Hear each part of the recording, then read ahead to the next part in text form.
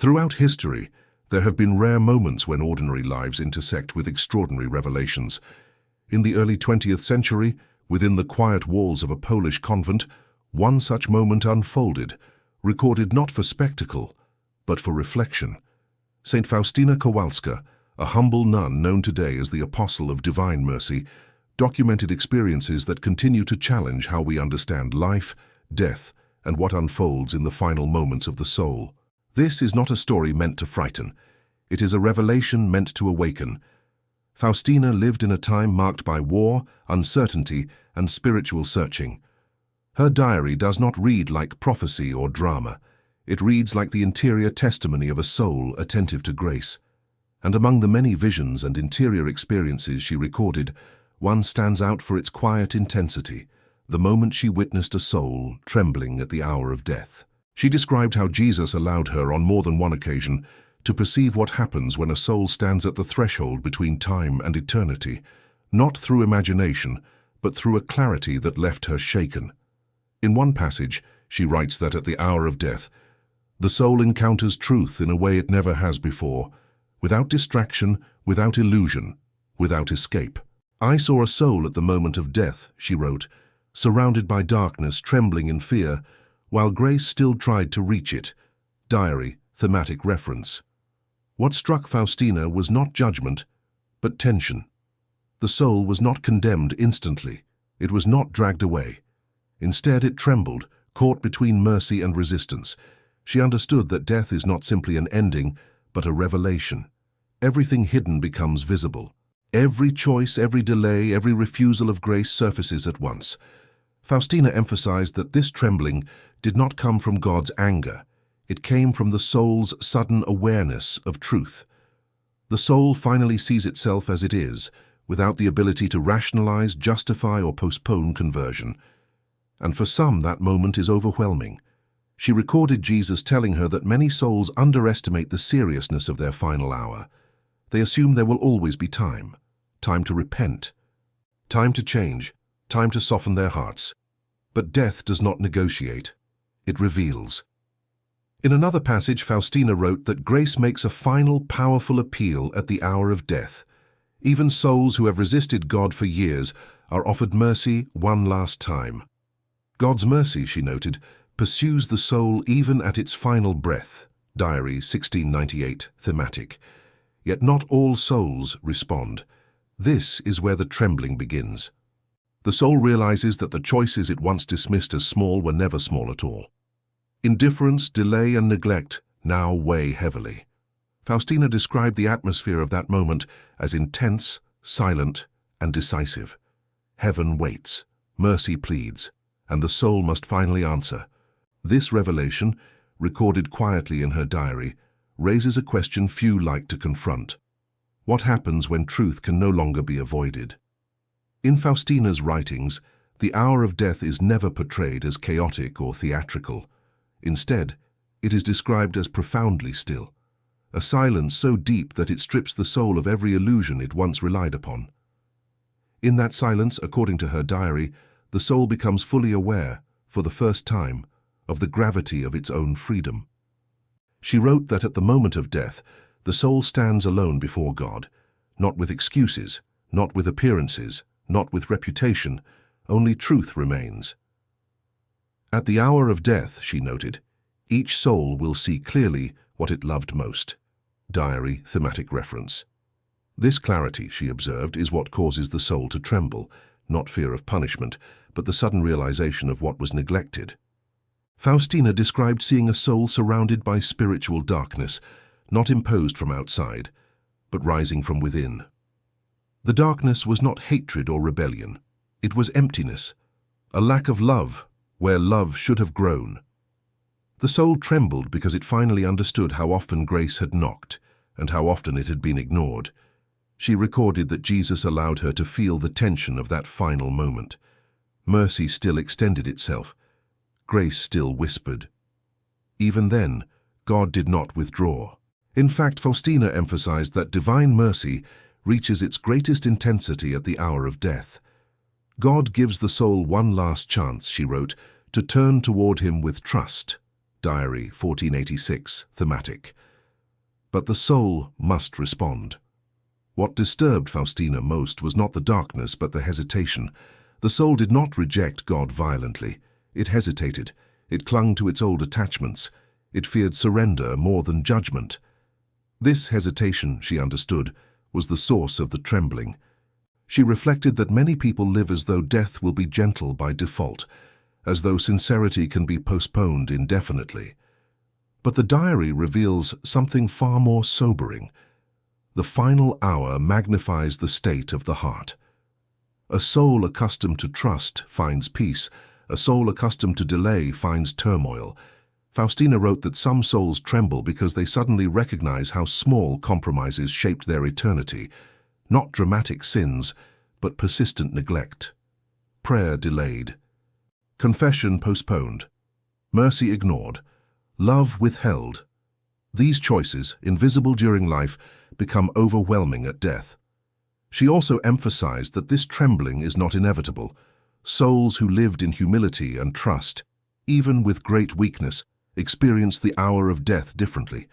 Jesus told her that such souls are met with peace, not fear. The soul that has trusted my mercy, she recorded, will not fear the hour of death. Diary 7:23. This contrast marked Faustina deeply. The same moment, death reveals two realities. For one soul, trembling, for another, surrender. And so her warning was never meant to terrify. It was meant to awaken. The trembling she witnessed was not a prophecy of doom, but a call to honesty. A reminder that the hour of death does not introduce truth. It reveals what has been forming quietly within the soul all along. Faustina's reflections did not end with what she witnessed. They deepened into why such trembling occurs. In her diary, she often returned to the same conclusion. The hour of death does not change the soul, it unveils it. Everything that was cultivated quietly during life emerges with startling clarity in that final moment. The soul does not suddenly become fearful or peaceful. It reveals what it has been becoming all along. She noted that many people misunderstand God's mercy as something automatic, something that will simply override the soul's choices at the end.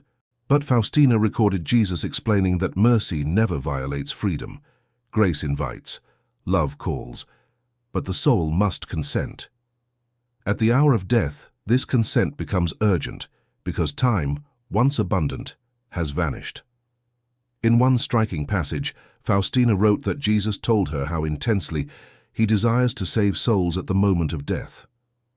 "I come as Savior first," she recorded, "before I come as Judge." Diary, thematic reference. This revelation reframes the entire scene she witnessed. The trembling soul was not facing rejection. It was facing a final encounter with truth and mercy at the same time. What caused the trembling, Faustina understood, was resistance. The soul felt the nearness of God and recoiled, not because God was harsh, but because love demands surrender. The soul had learned to control, delay, and negotiate throughout life. Now, confronted with pure love, it hesitated. That hesitation manifested as fear. Faustina emphasized that this fear is not imposed by God. It is born from attachment to self, attachment to habits, attachment to comfort, attachment to sin that once seemed harmless. At death, these attachments lose their substance, but they do not lose their hold easily. The soul trembles as it realizes how tightly it clung to what could never satisfy it. She wrote that Jesus showed her how a soul accustomed to daily conversion experiences death differently. Even if such a soul was weak, imperfect, or frequently struggling, its heart was trained to turn toward God. That habit of turning, formed quietly over years, becomes decisive in the final hour. "The soul that lives in the light," she recorded, "does not fear the light when it comes." Diary, thematic reference. This is why Faustina insisted that the revelations she recorded were not about death itself, but about life. The trembling she saw was the result of a lifetime of postponed decisions. The peace she also witnessed in other souls was the fruit of small daily acts of trust. She warned that people often prepare for death practically, documents, arrangements, farewells, but neglect the interior preparation. Yet, according to the diary, the soul's interior state matters more than anything else at the end. Death strips away every external layer. Only the heart remains. Faustina's writing leaves the reader with an unsettling clarity. The hour of death is not a gamble. It is a harvest. What the soul has sown, through trust or resistance, comes fully into view. The trembling soul she witnessed was not condemned by God. It was confronted by its own unfinished love. In the final pages where Faustina reflected on the hour of death, her tone became quieter, almost restrained, as if she were careful not to dramatize what should instead be contemplated. She understood that what she had witnessed was not an isolated event, nor a rare exception. It was a pattern, one repeated silently in countless deaths across the world, unseen, unrecorded, yet decisive. She wrote that Jesus made her understand how the final hour gathers the entire life of the soul into a single moment. Time collapses, distractions vanish. The soul no longer thinks in sequences or excuses. It sees, and what it sees cannot be undone. At the last moment, she noted, the soul knows whether it lived for God or for itself. Diary, thematic reference. This knowledge arrives with a weight that words struggle to carry. Faustina emphasized that the trembling she saw was not caused by the presence of God, but by the absence of readiness. The soul was unprepared to receive what it was about to encounter, not because it had never heard of God, but because it had delayed responding fully, again and again, until delay became habit, and habit became character. In another passage, she recorded Jesus saying that souls often fear judgment, when in reality they fear truth. Judgment reveals nothing that was not already chosen. It simply confirms it. Faustina understood then why some souls tremble, while others rest. The difference is not perfection, but sincerity. Souls that lived honestly before God, acknowledging weakness, seeking mercy, returning after failure, do not face the final hour as strangers to truth. She also noted something rarely discussed.